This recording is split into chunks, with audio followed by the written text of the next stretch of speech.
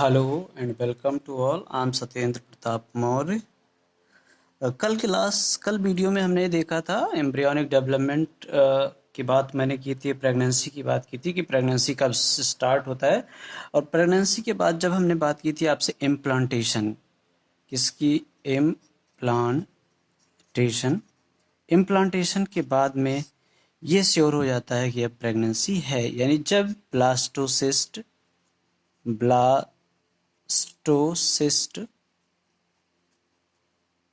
Attach हो जाता है, attach to the endometrium. Endometrium means uterus की हम बात कर रहे हैं।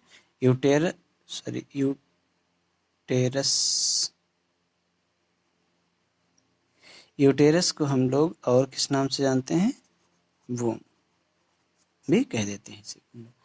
उसके बाद में हमने बात की थी कि जब इम्प्लांटेशन हो जाता है तो फॉर्मेशन हो जाता है प्लेसेंटा का। और जब प्लेसेंटा किस तरह काम करता है, placenta as a endocrine behave करता है। कैसा? As a endocrine gland behave करता है। तो ध्यान रखना कि जब प्रेगनेंसी किट जो आती है, जिस प्रेगनेंसी किट से चेक करते हैं कि हाँ प्रेगनेंसी है या नहीं है, उस समय ध्यान रखना इसके द्वारा सिक्रीट किए गए हार्मोन, जिसको हमने कल नाम बताया था HCG, ये सिक्रीट किया जाता है और यही हमें बताता है कि अब प्रेगनेंसी है। यानी जब हम प्रेगनेंसी किट का यूज करते हैं, किसका, प्रेगनेंसी किट का यूज करते हैं, तो अगर पॉजिटिव है तो यही हार्मोन रिस्पॉन्सिबल होता है। अगर पॉजिटिव है तो उसके बाद में और सारे कई हार्मोन का सिक्रीशन करता है। अब आगे देखते हैं कि कई सारे हार्मोन सिक्रीट किए जाते हैं इस दौरान। प्लेसेंटा खुद कई सारे हार्मोन का सिक्रीशन करता है। जैसे यहाँ पर हमने HCG, इसका फुल फॉर्म मैंने कल बताया था आपको, ह्यूमन, क्योंकि यहाँ पर हम जान लेते हैं एक बार। ह्यूमन, फिर C है तो हमने बताया था आपको कुरियोनिक, फिर G है, G का मतलब होता है गोनैडोट्रोपिन। ये इस हार्मोन का एक्सपेंडेड फॉर्म है, फुल फॉर्म है। इसके बाद में जैसे इम्प्लांटेशन होता है, इम्प्लांटेशन के तुरंत बाद, इम्प्लांटेशन के थोड़े समय बाद क्या होता है, एम्ब्रियो डिफरेंशिएट करता है। After implantation embryo differentiate. ये डिफरेंशिएट का मतलब क्या होता है, उनकी सेल्स में बहुत तेजी से ग्रोथ होने लगता है। किस में? Into ectoderm and me endoderm. पहले दो लेयर बन जाती हैं। तो जो ये एक्टोडर्म है, ये क्या है, एक्टो मतलब आउटर लेयर है ये, और इंडो क्या है, ये इनर लेयर है। इनका फॉर्मेशन हो जाता है। इनके बाद कुछ समय बाद में फिर तीसरी लेयर बनती है, तो उसे हम लोग क्या कह देते हैं, मीजोडर्म। इन दोनों के बाद में एक लेयर और बनती है जिसे हम लोग नाम देते हैं मीजोडर्म। अब ध्यान रखना, ये जो मीजोडर्म है, एक्टोडर्म है, इंडोडर्म है, इन्हीं सबसे अलग अलग ऑर्गन का फॉर्मेशन स्टार्ट हो जाता है। हम एग्जाम्पल की बात करें तो ब्लड हमारा मीजोडर्मल ओरिजिन का होता है। हमारी इंटेस्टाइन की बात करें वो एक इंडोडर्मल ओरिजिन का होता है। हम अगर ब्रेन की बात करें तो वो एक्टोडर्मल ओरिजिन का होता है। अब इसके बाद में जब प्रेगनेंसी हो जाता है तो फीटल डेवलपमेंट स्टार्ट होता है। अब हम सीधा सीधा आपसे सारे टिश्यूज बनते हैं, आर्गन का फॉर्मेशन होने लगता है। ध्यान, एक बात यहाँ पर हम बताना चाहेंगे कि जब किसी फीटस में, यानी सॉरी एम्ब्रियो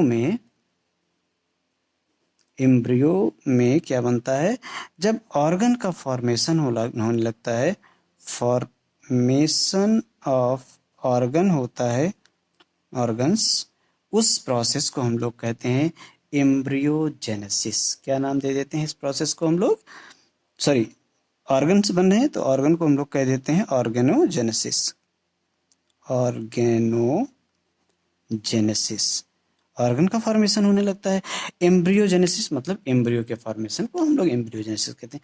जब बात यहाँ तक आ जाती है तो यानी अब क्या बन गया, फीटस। जब ऑर्गन बन जाता है तब उसे हम लोग नाम दे देते हैं, अब नाम देते हैं फीटस।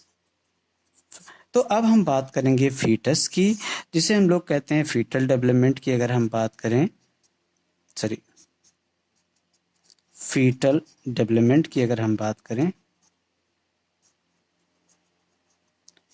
तो इस फीटल डेवलपमेंट को 3 अलग अलग स्टेज में डिवाइड किया गया है। इसकी 3 स्टेजेस हैं। वो कौन कौन से स्टेजेस हैं, एक बार हम उसको देख लेते हैं। सबसे पहले ये है क्या, ये है स्टेजेस। 3 स्टेजेस हैं, तो तीनों स्टेज को हम देख लेते हैं कौन कौन से स्टेजेस हैं। सबसे पहले अगर हम बात करें तो इनको डिवाइड किया गया है फर्स्ट, FIRST, फर्स्ट ट्राइमेस्टर। अब यहाँ एक ये है आपका सेकंड ट्राइमेस्टर और ये है थर्ड। यानी पूरी के पूरे प्रेगनेंसी की अगर हम बात करें तो पूरी की पूरी प्रेगनेंसी को 3 अलग अलग ट्राइमेस्टर में डिवाइड कर दिया गया है। ट्राइमेस्टर ही क्यों कहा गया, क्योंकि यहाँ पर 3 महीने का, फर्स्ट ट्राइमेस्टर मतलब 3 मंथ की बात यहाँ की गई है। तो 3 month, 3 month 6 month, 3 month 9 month, 9 month होता ही है। तो अब हम अगर देखें कि जो फर्स्ट ट्राइमेस्टर है, फर्स्ट टू थर्ड मंथ, यहाँ पर इसे इंक्लूड करते हैं हम लोग। जबकि हम सेकंड की जब हम बात करते हैं तो इसके बाद क्या आएगा, 5 6, 4 5 6, इसको हम लोग कह देते हैं सेकेंड ट्राइमेस्टर में रखते हैं। और थर्ड की अगर हम बात करें तो 7 8 9 को हम लोग किस में रखते हैं, थर्ड में रखते हैं। 3 अलग अलग ट्राइमेस्टर में रखा जाता है।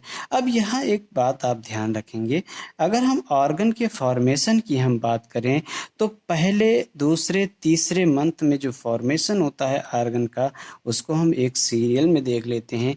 जैसे सबसे फर्स्ट मंथ जो होता है, पहला महीना जो होता है, फर्स्ट मंथ की अगर हम बात करें तो यहाँ पर क्या बन जाता है, बच्चे के हार्ट का फॉर्मेशन हो जाता है, heart is formed.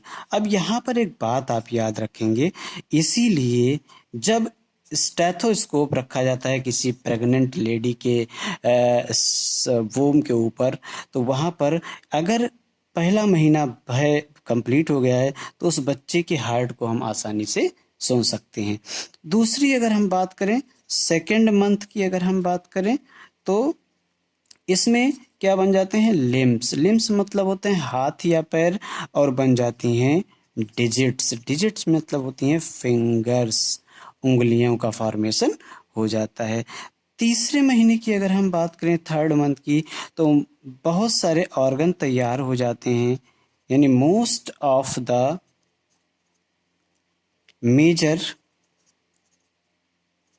Organ system या ऑर्गेनोजेनेसिस, ऑर्गन सिस्टम का फॉर्मेशन हो जाता है। और एक बात यहाँ पर हम बताना चाहेंगे कि ऑर्गन का तो फॉर्मेशन हो गया, लेकिन जब 5वां महीना लगता है, 5th मंथ की बात आती है, तब उस पे दिखाई देने लगते हैं उसके क्या, हेयर की अगर हम बात करें, बाल की बात करें, उसके कहाँ पर, उसके हेड रीजन पर और बॉडी में। और पहला जो मूवमेंट होता है ना, फर्स्ट मूवमेंट की अगर हम बात करें तो ये यहीं पर देखने को मिलता है। लेकिन ध्यान रखना, यहाँ पर कई बार इससे पहले भी मूवमेंट हो जाता है, इसलिए। अच्छा हाँ, इसके बाद में आईलिड और आई उसका फॉर्मेशन होता है। तो यहाँ पर एक बात हम और बताना चाहेंगे, उसके बाद हम आज के लिए मतलब बस करेंगे। एक बात आप याद रखेंगे कि जायगोट से लेकर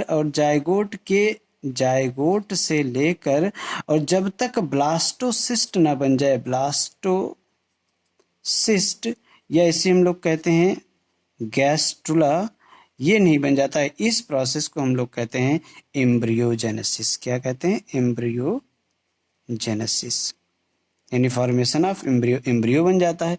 अब एक बात यहाँ, जब बात मेडिकल टर्मिनेशन प्रेगनेंसी की बात आती है, एबॉर्शन की बात आती है, तो वहाँ पर फर्स्ट ट्राइमेस्टर को ही सबसे बेस्ट माना गया है। बाकी इसमें सबसे ज़्यादा रिस्की होता है क्योंकि यहाँ पर इमेच्योर होता है। लगभग आपका एक से मतलब 40 दिन के अंदर अगर हो जाता है तो लोग अच्छा बताते हैं। इसके बाद में 9 मंथ में डिलीवरी के लिए तैयार हो जाता है। तो आज के लिए फ़िलहाल इतना ही, मिलते हैं नेक्स्ट वीडियो में। तब तक आप स्वस्थ रहें, मस्त रहें, बस अपनी स्टडी को कंटिन्यू रखें।